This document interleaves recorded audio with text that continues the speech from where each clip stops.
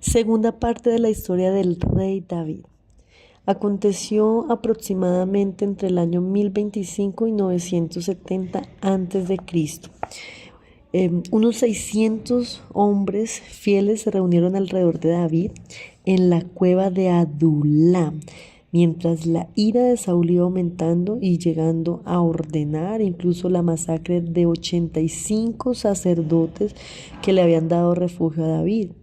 Dentro del palacio de Saúl nos cuenta la palabra que Jonathan se convirtió en una especie de doble agente. Digamos que legalmente o naturalmente, él por derecho le correspondía heredar el trono de su padre Saúl. Pero Jonatán sabía por revelación solamente de Dios que ese trono le correspondía a David, que era Dios el que había elegido a David como sucesor para el reinado. Entonces Jonathan comienza entendiendo lo que el Señor le había dado, entregado a David y lo que iba a hacer a través del reinado de David, pero también sabiendo que su padre, que su papá quería matarlo y quería asesinarlo porque el Espíritu de Dios ya no estaba con Saúl. Entonces jugaba como un doble papel, le pasaba y seguía estando bajo la autoridad de su padre, del rey Saúl, pero le pasaba información a David. Y nos cuenta la palabra que en una ocasión informaron a Saúl de que David estaba en el desierto de Engadi y tomó consigo 3 batallones de hombres para irse atrás de él. Pero por el camino llegó a un redil de ovejas donde había una cueva y entró a hacer sus necesidades. Saúl no sabía que dentro de esa cueva estaban David y estaban sus hombres. Y esos hombres comenzaron a decirle a David: He aquí el día que te dijo Jehová, he aquí te entrego a tu enemigo en tu mano y harás con él como te pareciere. Y se levantó David y cortó la orilla del manto de Saúl, pero después se turbó su corazón y respondió a sus hombres: Jehová me guarde de hacer tal cosa contra mi Señor, el ungido de Jehová. Mira la importancia de esperar en los tiempos. David ya tenía una palabra, tenía una promesa de parte del Señor, pero sabía que en ese momento, en la posición de autoridad, se encontraba Saúl, que al final, aunque Saúl se haya apartado de Dios, inicialmente fue escogido por Dios y solamente Dios podía tocar su vida, solamente Dios podía sacarlo del trono. Así que es una hermoso testimonio de parte de David, que aunque sus hombres le estaban diciendo que lo matara, que lo asesinara, que había llegado la promesa de Dios, lo que Dios había pactado con él, David se turbó y David obedeció al Señor y esperó el tiempo del Señor. Saúl entonces salió de la cueva y David le gritó y se postró en tierra diciendo: He aquí, han visto hoy tus ojos como Jehová te ha puesto hoy en mis manos en la cueva. Y dije: No extenderé mi mano contra mi Señor, porque es el ungido de Jehová. Y mira, Padre mío, mira la orilla de tu manto en mi mano, porque yo corté la orilla de tu manto y no te maté. Sin embargo, tú andas a casa de mi vida para quitármela. Entonces en ese momento Saúl se echó a llorar y le dijo: Más justo eres tú que yo, que me has pagado con bien, habiéndote yo pagado con mal. Y ahora, como yo entiendo que tú has de reinar y que el reino de Israel ha de ser en tu mano firme y estable, júrame pues ahora por Jehová que no destruirás mi descendencia después de mí, ni borrarás mi nombre de la casa de mi padre. Y David se lo juró y Saúl regresó a su casa. Pero Saúl pareció olvidarse del tratado de paz y se volvió nuevamente en contra de David. A veces nosotros tenemos un espíritu incorrecto. Hacemos pactos con el Señor y hacemos promesas también a nuestros hermanos, a nuestra familia, pero qué rápido nos olvidamos de esas promesas y de esos pactos y nuevamente nos dejamos invadir por esa turbación, por esa opresión, por ese deseo quizá de venganza, de no perdonar, de hacer las cosas a nuestra manera. Y esto fue lo que le pasó a Saúl, que se olvidó de ese tratado, de ese pacto, de esas promesas y se volvió en contra de David. Nos cuenta la escritura también que en otra ocasión informaron a Saúl que David estaba escondido en el collado de Aquila, al oriente del desierto. Y entonces Saúl se levantó junto con 3.000 hombres para buscar a David en el desierto de Sif. Pero David supo por sus espías que Saúl había venido. Entonces de noche, mientras Saúl estaba durmiendo, David se le acercó al campamento junto a Abisai y le dijo: Hoy ha entregado Dios a tus enemigos en tu mano. Pero David respondió: Guárdame, Jehová, de extender mi mano contra el ungido de Jehová.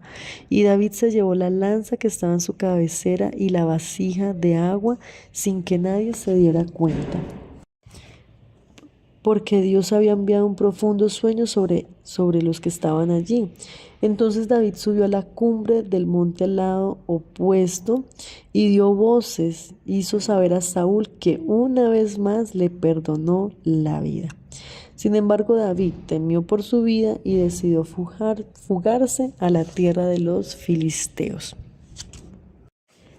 Luego David y sus 600 hombres se pasaron de Aquís, rey de Gad, y estuvieron allí por 1 año y 4 meses. Pero un día los filisteos, cuenta la palabra, que se reunieron fuerzas para pelear contra Israel y se reunieron en Afed.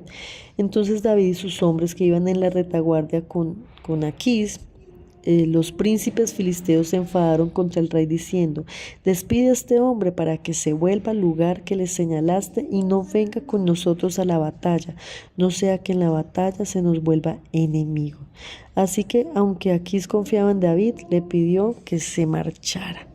David entonces llegó a Siclag, lugar donde moraba en Gad, y encontró que los de Amalec le habían prendido fuego y se habían llevado a sus mujeres. Y David se angustió mucho, y la palabra nos enseña que consultó a Dios mediante el sacerdote Abiatar para saber si tenía que perseguir a los amalecitas.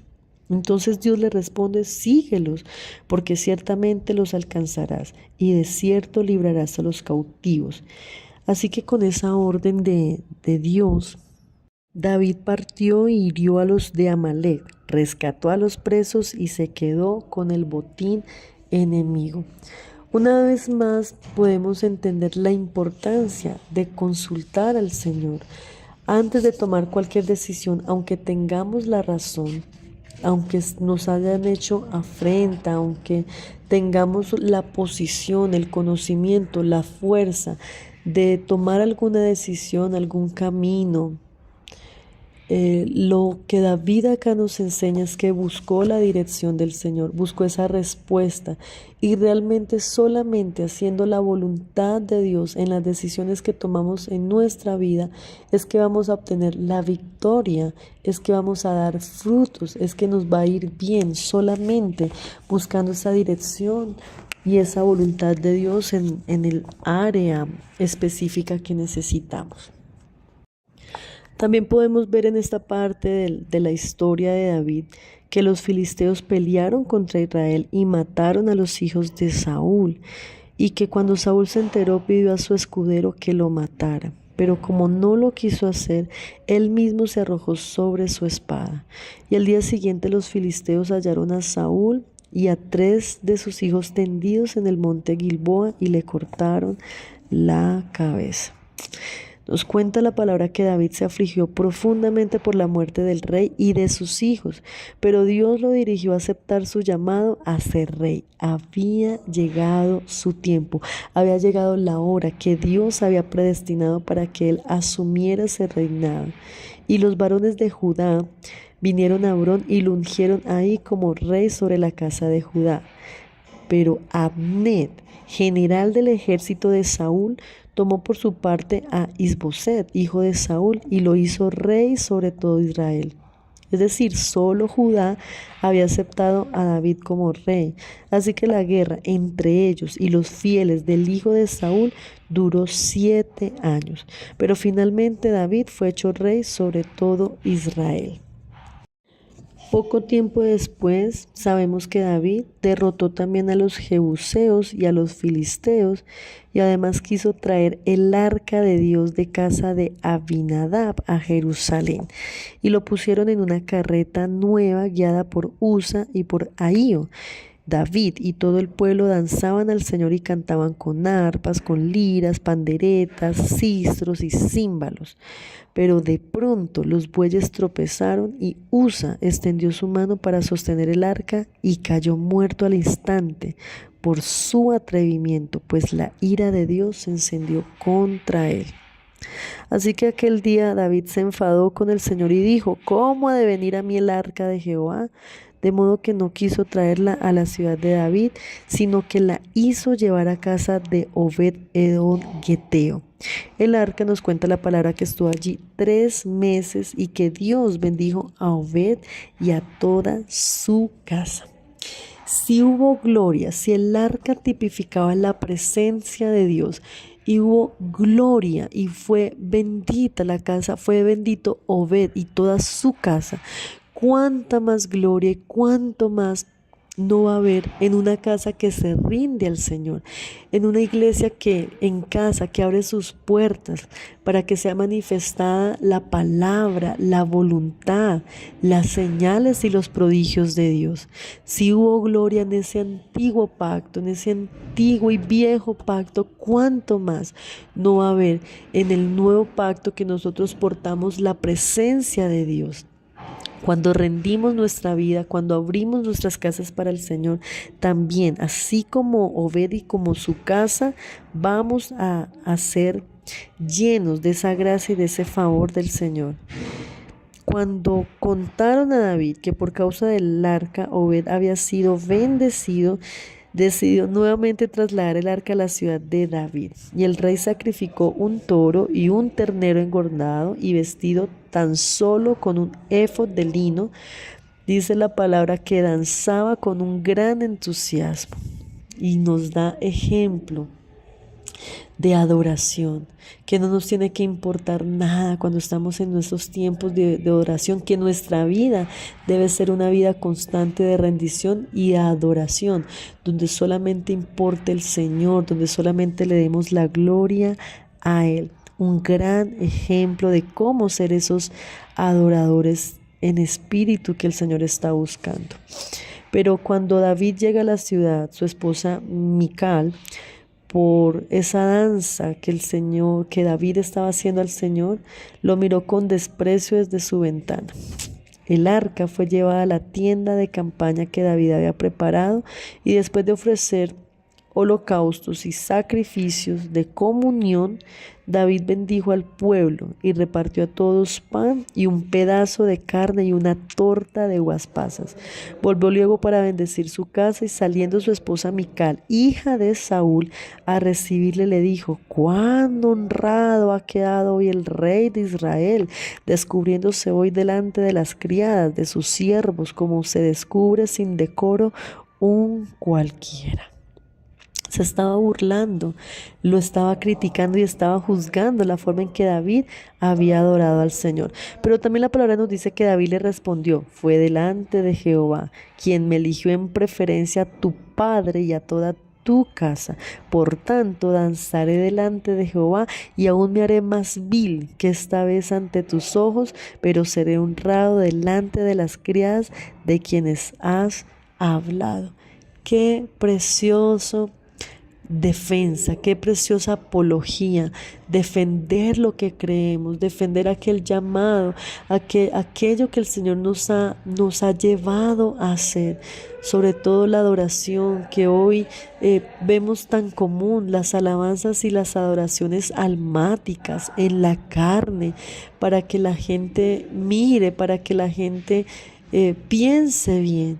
Pero aquí David nos está enseñando en esa adoración en el espíritu, donde solamente importa a él. Y a David no le importó la opinión de su esposa.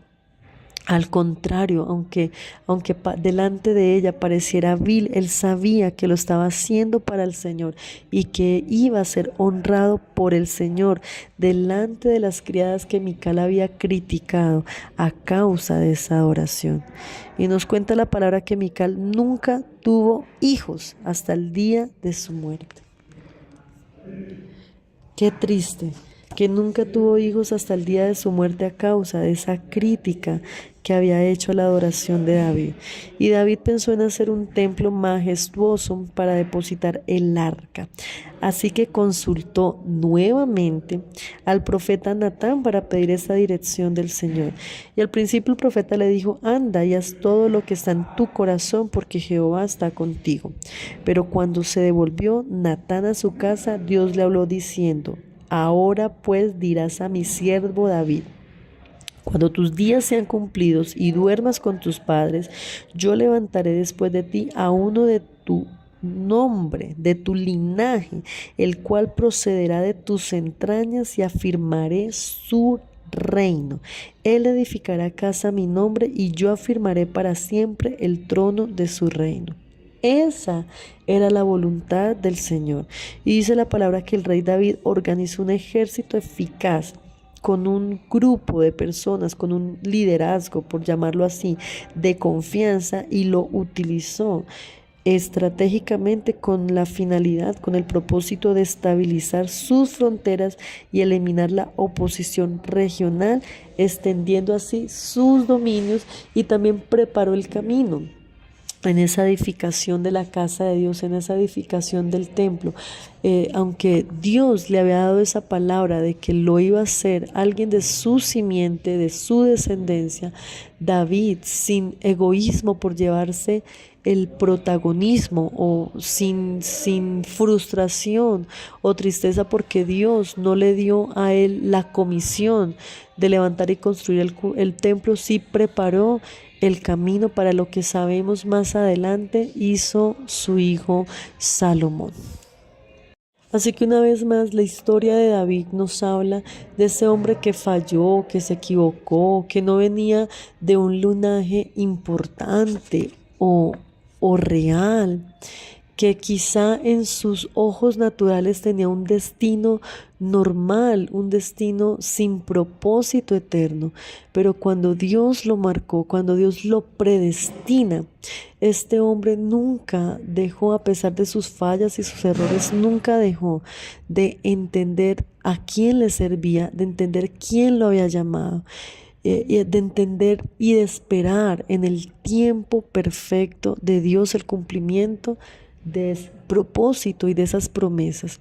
Así que si tú sabes y si tienes una palabra de parte del Señor, lo importante es esperar en el tiempo de Dios el cumplimiento de esa promesa, el cumplimiento de esa palabra, sin sobrepasar los que en este momento sean las personas de autoridad que el Señor colocó alrededor de tu vida, sin adelantarte al tiempo, sin hacer las cosas a tu manera, y sobre todo a buscar esa voluntad, a buscar esa respuesta, a buscar eso que el Señor quiere en nuestra vida, no tomar decisiones amparados en nuestras emociones, en nuestros pensamientos, en nuestro parecer, sino siempre adorar al Señor en espíritu y en verdad, sabiendo y entendiendo que en esa búsqueda de la comunión, de la intimidad, de la rendición al Señor, va a estar la respuesta que tanto